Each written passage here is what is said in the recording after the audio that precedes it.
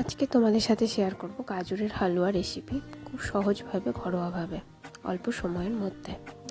গাজরটিকে উপর থেকে ছুলে নিয়ে একটা গ্রাইন্ডারের সাহায্যে ওটাকে গ্রেট করে নিতে হবে। চাইলে মিক্সিতেও কুচি কুচি করে কেটে দু একবার ঘুরিয়ে নিলেও চলবে।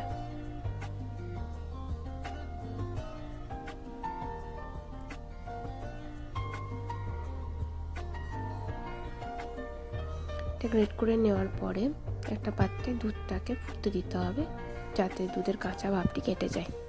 আর পুরো প্রসেসটা এখানে ঘিয়ে করা হচ্ছে, যদি তোমরা চাও তাহলে সাদা তেলও করতে পারো।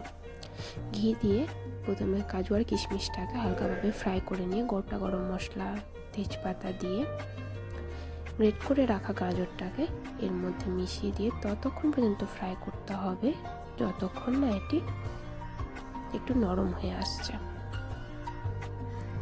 হাই ফ্লেমে রেখেই গাজরটাকে ফ্রাই করতে হবে। ঘিয়ের ব্যবহারটা এখানে একটু বেশি করা হয়েছে, কারণ ঘিয়ের ফ্লেভারটা আমরা সবাই বেশ ভালোই বাসি খেতে। জলের কোনো ব্যবহার হবে না, পুরোটাই দুধ দিয়েই করতে হবে। যখন এটা একটু নরম হয়ে আসলো তখন গরম করে রাখা দুধ আর ভেজে রাখা কাজু আর কিশমিশটাকে গাজরের সাথে মিশিয়ে দিতে হবে এবং হাই ফ্লেমে এটাকে ফুটতে দিতে হবে। পুরো প্রসেসটা হাই ফ্লেমের মধ্যে রেখে করতে হবে আর খেয়াল রাখতে হবে যাতে এটি তলা ধরে না যায়। কিছুক্ষণ অন্তর অন্তর এটাকে নাড়াচাড়া করতে হবে। চিনির ব্যবহারটা একটু বেশি থাকবে, কারণ এটি একটি মিষ্টি ডিশ।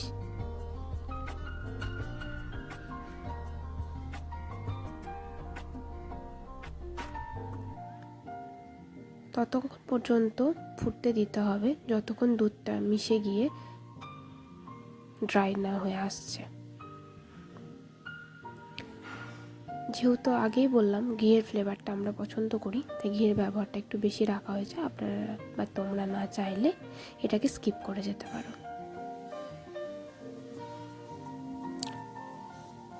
যতই প্রসেসটি শেষের দিকে আসতে থাকবে, দুধটা মিশে গিয়ে যখন এটি ড্রাই হয়ে যাবে তখন কালারটা আরও ডিপ চলে আসবে, সেটা দেখতেই পাচ্ছ তোমরা।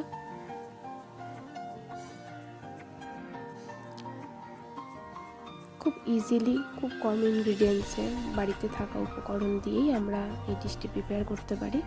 চটজলদি হয়েও যাবে, এটা বাচ্চাদের টিফিনে বা সন্ধেবেলায় আমরা খেতেই পারি। ব্যাস কমপ্লিট হয়ে গেছে। উপর থেকে কাজু কিশমিশ দিয়ে গার্নিশ করে সবার সাথে আমরা শেয়ার করে খেয়েছিলাম। তোমাদের কেমন লাগলো